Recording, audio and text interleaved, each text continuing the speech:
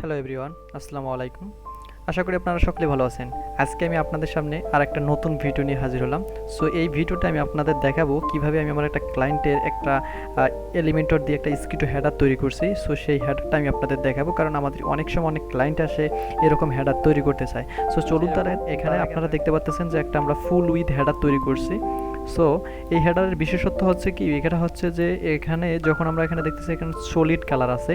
Basically এখানে যে পিছারিতে যে ব্যাকগ্রাউন্ড, এই হেডারটার পিছারিতে কোনো ব্যাকগ্রাউন্ড আমরা দেই নাই, বাট যখন আমরা এটাকে স্ক্রল করতেছি, স্ক্রল করলে উপর থেকে একটা হেডার চলে আসতেছে। এটাকে মূলত কেউ কেউ স্কিটো হেডার বলে, কেউ টপ স্কিটো হেডার বলে থাকে। সো এখানে যখন আমরা স্ক্রল করে একটু নিচে আসতেছি তখন দেখতেছেন যে ঠিক উপর থেকে সুন্দর একটা অ্যানিমেশন টাইপ দিয়ে একটা হেডার নেমে আসতেছে, এবং এখানে যে হেডারটা আমরা দেখতে পাচ্তেছি, এখানে যে হেডারটা আছে ঠিক সেই হেডারটাই কিন্তু উপর থেকে নেমে আসতেছে। ওকে, সো শুধু কালারের সেন্স, এখানে দেখেন একটা হোয়াইট কালার, আর এখানে কিন্তু আমরা যে মানে টেক্সটের যে কালারটা আছে শুধু সেই কালারটা আমরা চেঞ্জ করছি, এবং এখানে একটা আপনারা সুন্দর করে একটা শ্যাডো দেখতে পাচ্ছেন। ওকে, সো আজকে আমি আপনাদের দেখাবো আসলে কীভাবে আপনারা এই টাইপের হেডার তৈরি করতে পারেন। যখন কোনো একটা ক্লায়েন্ট আসে যে আমার ফার্স্ট পেজে এরকম একটা হেডার লাগবে, যখন স্কিটো করলে এখন সুন্দর ইফেক্ট দিয়ে আপনার হেডারটা চলে আসবে। সো এরকম ক্লায়েন্টের অনেক রিকোয়ারমেন্ট থাকে। সো এটা আমার একটা ফাইবারের ক্লায়েন্টের লাইভ ওয়েবসাইট আমি আপনাদের দেখাচ্ছি। সো আজকে আমি আপনাদের দেখাবো আসলে কীভাবে আপনারা এরকম একটা হেডার তৈরি করতে পারেন। তার আগে ছোট্ট একটি রিকোয়েস্ট, যারা এখন আমার এই চ্যানেলটিকে সাবস্ক্রাইব করেননি, এখনই সাবস্ক্রাইব করে পাশে থেকে বেল আইকনটি অন করে দিন, কারণ নিত্য নতুন এলিমেন্টর, ওয়ার্ডপ্রেস অ্যান্ড ওয়েব ডেভেলপমেন্টের হাই কোয়ালিটি ভিডিও পাওয়ার জন্য অবশ্যই আমার চ্যানেলটি সাবস্ক্রাইব করে আমার সঙ্গে থাকবেন। সো চলুন তাহলে শুরু করা যাক। সো ফার্স্ট অফ অল আমি এটা আমার একটা নিজস্ব ওয়েবসাইটে আমি নিয়ে এসেছি। সো আই হোপ এখানে আপনারা আমার ওয়েবসাইটের ইউআরএল এবং আমার ক্লায়েন্টের ওয়েবসাইটের ইউআরএল দেখতে পারবেন না। বেসিক্যালি আসলে ক্লায়েন্টের ওয়েবসাইট কখনো কখনো শেয়ার করলে একটা প্রাইভেসি পারপাসে আমি এটা শেয়ার করলাম না আপনাদের সাথে। সো এখানে দেখতেছেন যে অলরেডি আমি এখানে আমার ক্লায়েন্টের ওয়েবসাইটে যে মেন যে হিরো সেকশনটা ছিল সেই সেকশনটা আমি অলরেডি এখানে নিয়ে এসেছি। ওকে, সো আসলে কষ্ট করে বানাতে কোনো প্রয়োজন হয় না, এই জন্য আমি এখানে নিয়ে এসেছি। সো এখন আমি আপনাদের শুধু মেইন বিষয়টা হচ্ছে, আমাদের ফোকাস হচ্ছে আমরা কীভাবে এরকম একটা হেডার তৈরি করব যেটা স্ক্রল করলে উপর থেকে নেমে আসবে। ওকে, সো বিষয়টা হচ্ছে যখন এখন দেখেন আমি নিচে কি করছি, আসলে ক্লায়েন্টের এখানে যে ফুল একটা হেডার, যেহেতু এখানে আমরা ওয়ার্ডপ্রেসের ড্যাশবোর্ড গিয়ে এরকম একটা মেনু তৈরি করছি। সো আসলে এই মেনুটা আশা করি আপনারা সবাই তৈরি করতে পারবেন। সো আমি যদি আমার ক্লায়েন্টের ওয়েবসাইট থেকে দেখাই, তাহলে এখানে দেখেন যে আমরা মেনু থেকে এসে আমরা এখানে মেনু থেকে এসে একটা শুধু এখানে একটা হেডার তৈরি করে নিয়েছি। এখানে দেখেন একটা বড় একটা হেডার আপনারা দেখতে পাচ্ছেন। এখানে মেনু দেখতে পাচ্ছেন যে এই মেনুটাই আমরা আসলে এই হেডারটাতে ধরাই দিয়েছি। ওকে, সো বাট আমি যখন তৈরি করছি আসলে এত বড় হেডারটা আমি আসলে তৈরি করি নাই। সো আর এটা তৈরি করার কোনো প্রয়োজনে হয় না, কারণ আপনারা অবশ্যই নিজে থেকে এটা তৈরি করতে পারবেন। সো চলুন তাহলে আমরা সেই ডাইনামিক সিস্টেমটা দেখি আসলে কীভাবে আমরা এরকম একটা হেডার তৈরি করতে পারি। ফার্স্ট অফ অল আপনারা এরকম দুইটা হেডার তৈরি করে নেবেন। ওকে, সো দেখেন আমি এখানে দুইটা হেডার তৈরি করে নিয়েছি। এখানে তিনটা কলাম নিয়ে আমরা এখানে দুইটা হেডার, এখানে আমি এই যে এখানে আপনারা দেখতেছেন হোম, অ্যাবাউট, এগুলো আসলে ক্লিকেবল না, আমি যেহেতু ডেমো পারপাস তৈরি করছি। এখানে লিস্ট আইকন নিয়ে আমি একটা এরকম একটা হেডারের লুক দেওয়ার চেষ্টা করছি। ওকে, সো আপনারা ফার্স্ট টাইম এরকম একটা হেডার তৈরি করে নিয়ে এটাকে ডুপ্লিকেট করে নেবেন। ওকে, সো ডুপ্লিকেট করে নেওয়ার পর এখানে দেখতেছেন যে ফার্স্ট হেডার এবং সেকেন্ড হেডার আমরা এখানে লিখে দিয়েছি। সো ফার্স্ট হেডারটাকে আপনারা মেন যে সেকশনটা আছে এই সেকশনটার উপরে নিয়ে যাবেন। সো উপরে নিয়ে গিয়ে কি আমাদের কাজ হচ্ছে, যেহেতু আমাদের প্রথম হেডারটাতে আমরা এখানে দেখতে পাচ্ছি পিছারিতে কোনো ব্যাকগ্রাউন্ড থাকবে না, রাইট? সো সেক্ষেত্রে আমরা এখান থেকে সেই ব্যাকগ্রাউন্ডটা রিমুভ করে দিব। ওকে, আমরা সেই ব্যাকগ্রাউন্ডটা রিমুভ করে দিলাম। সো দেখতে পাচ্ছেন যে ওটার মতোই হয়ে গেল, দেখতেছেন যে বেসিক্যালি ওঠার মতোই হয়ে গেল, বাট এখানে আমরা স্ক্রল করতেছি কিন্তু নিচ থেকে কিন্তু উপর থেকে কিন্তু মেনুটা আসতেছে না। সো এর জন্য আমাদের যে কাজটা করতে হবে, এখানে একটা বিষয় মনে রাখবেন, এখানে আমরা কিন্তু একটা শর্টকাট ইউজ করতে HTML যে CSS কোড আছে, আমরা এখানে হেডার 1 দিয়ে একটা কোড ইউজ করেছি।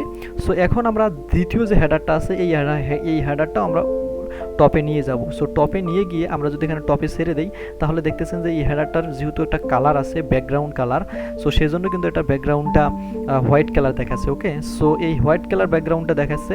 সো এখন আমরা যে কাজটা করব, এটাকে আমরা -80 দিব কিংবা 90 দিয়ে আমরা এটা একবারে উপরে তুলে দিব, কারণ আমরা তো একসাথে দুইটা হেডার দেখাতে চাই না। সো এই জন্য আমি এখানে -90 দিয়ে এই হেডারটাকে উপরে তুলে দিলাম। সো আশা করি বিষয়টা আপনারা বুঝতে পারছেন। সো প্রথম যে হেডারটা আমাদের যেটা ব্যাকগ্রাউন্ড নেই সেটা থাকবে এভাবে, অ্যান্ড সেকেন্ড যে হেডারটা আসবে এখানে আসার পরে ওইটাকে আমরা -90 দিয়ে আমরা উপরে ওঠাই দিব। ওকে, সো দেওয়ার পর এই সেকেন্ড হেডারটাকে আপনারা আমার মাউসটা ফলো করলে দেখবেন যে আমি সেকেন্ড হেডারটাতে ক্লিক করে এখানে আপনার আরেকটা সিএসএস কোড ইউজ করবেন, সিএসএস ক্লাস ইউজ করবেন, সেটা হচ্ছে হেডার 2। অ্যান্ড সেকেন্ড হেডারটাতে আপনারা যেটা করবেন, মোশন ইফেক্টে গিয়ে এটাকে আপনারা দেবেন স্কিটো, টপ থেকে স্কিটো হবে এবং প্রত্যেকটা ডিভাইস, এখানে ডিভাইসগুলো যদি আপনার দেওয়া না থাকে তাহলে আপনারা এভাবে কেটে দিয়ে সো একটা একটা করে আপনারা দিতে পারেন যে ডেস্কটপ, ট্যাবলেট অ্যান্ড এখান থেকে আপনারা মোবাইল, কারণ আমরা চাচ্ছি যে আমাদের হেডারটা প্রত্যেকটা ডিভাইসে শো করুক। অ্যান্ড এখানে অপাসিটি অফসেট আপনারা এখান থেকে 150 দিয়ে রাখবেন। সো এখন যদি আমরা এটা প্রিভিউ করি, সেভ দিয়ে প্রিভিউ করে দেখাই আপনাদের, তাহলে আশা করি আপনারা বুঝতে পারবেন। সো আমি এখানে প্রিভিউ ভিউটা আমি আপনাদের দেখাচ্ছি। সো আমাদের কিন্তু এখন এভাবে হয়ে গেল, কারণ এখানে আমরা দুইটা ইউজ করছি, সো এজন্য কিন্তু এভাবে আসতেছে। বাট আমাদের কিন্তু ওই বিষয়টা হলো না, এখানে আমাদের সেকেন্ড হেডারটা কিন্তু অলরেডি স্কিটো আকারে চলে আসছে, কিন্তু আমরা কিন্তু এটা চাচ্ছি না। আমরা চাচ্ছি ঠিক এরকম, যখন আমরা স্ক্রল করব তখন দ্বিতীয় যে হেডারটা আছে এটা উপর থেকে সুন্দর একটা অ্যানিমেশন দিয়ে নেমে আসবে। এটা করার জন্য আমাদের একটা কাস্টম কোড ইউজ করা লাগবে। সো এই ক্ষেত্রে আপনারা যদি এলিমেন্টর প্রো ব্যবহার করেন তাহলে আপনারা ডিরেক্টলি কাস্টম কোড ইউজ করতে পারেন, বাট আমার সাজেশন হচ্ছে আপনারা যে কোনো থিম ইউজ করেন, আপনারা যে কোনো থিম ইউজ করতে পারেন, এক্ষেত্রে কোনো সমস্যা নেই। আপনারা থিমে এসে সেই থিমের আমি এখানে হ্যালো এলিমেন্টর যে সবচেয়ে একটা জনপ্রিয় থিম আছে হ্যালো থিম, সেই থিমটা ইউজ করছি। সো সেই থিমের কাস্টমাইজেশনে আমি যাব, কাস্টমাইজেশনে গিয়ে আমি একটা কোড ব্যবহার করব। ওকে, সো টেনশনের কিছুই নেই, এই কোডটা ভিডিও ডিসক্রিপশনে দেওয়া থাকবে, আপনারা চাইলে সেখান থেকে সরাসরি কপি করে নিয়ে আসতে পারেন এবং এসে এখানে একটা সেই সিম্পল কোডটা বসিয়ে দিলেই কাজটা হয়ে যাবে। সো এডিশনাল সিএসএসে এসে আমি আপনাদের এই কোডটা সরাসরি দিয়ে দেবো। এই কোডটা আমি এখান থেকে কপি করে নিয়ে এখানে পেস্ট করে দিচ্ছি। সো পেস্ট করে দিয়ে আমি আপডেট দিব।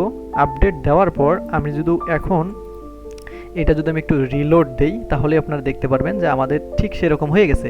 আমাদের যে এখানে যে আমাদের হেডার 2 সেকশনটা ছিল এটা কিন্তু উপরে চলে গেছে, দেখতে পাচ্ছেন এখানে চলে এসেছে। বাট এখানে একটা সমস্যা দেখতেছেন যে এখানে ওদের ওয়েবসাইটে, আমাদের ক্লায়েন্টের ওয়েবসাইটে এখানে একটা সুন্দর একটা শ্যাডো ছিল, বাট আমাদের ওয়েবসাইটে কিন্তু সেই শ্যাডোটা নাই। সো এটা টেনশনের কিছুই নেই, আমরা এখানে হেডার 2টাকে ধরে আমরা এখানে স্টাইলে যাব, স্টাইলে যাওয়ার পর বর্ডারে আসবো, দেন এখান থেকে আমরা বক্স শ্যাডো দিয়ে দিব।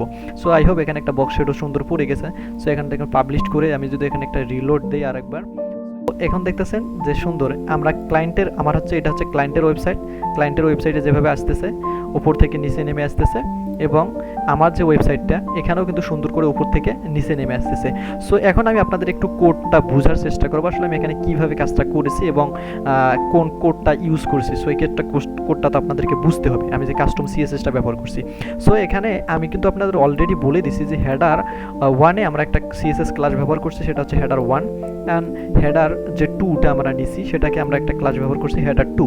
সো আমি সেই কাজটাই করছি, এখানে হেডার 2টাকে ধরে আমি এখানে ট্রান্সফর্ম যে আছে সেটা 80 করে দিচ্ছি, মানে এখানে উপরে করে দিচ্ছি। দেখেন আমি যদি এখান থেকে 80টা তুলে দেই তাহলে আপনারা বুঝতে পারবেন যে এখান থেকে যদি আমি 80টা তুলে দেই, দেখেন এখানে 80টা তুলে দিলে কিন্তু এভাবে থাকতেছে। বাট আমরা তো এভাবে চাচ্ছিলাম না, আমাদের চাচ্ছিলাম যে উপর থেকে জিনিসটা সুন্দর করে নেমে আসবে। সেজন্য আমি এখানে এই কোডটা ইউজ করছি, সিএসএসটা ইউজ করে এখানে -80 দিয়ে আমি এটাকে উপরে তুলে দিছি। ওকে, দেন এখানে আমি অ্যানিমেশনের জন্য এখানে যে এই কোডটা দেখতে পাচ্ছেন ইজি যে একটা অ্যানিমেশন আছে সেই অ্যানিমেশনটা এখানে দিয়ে দিছি।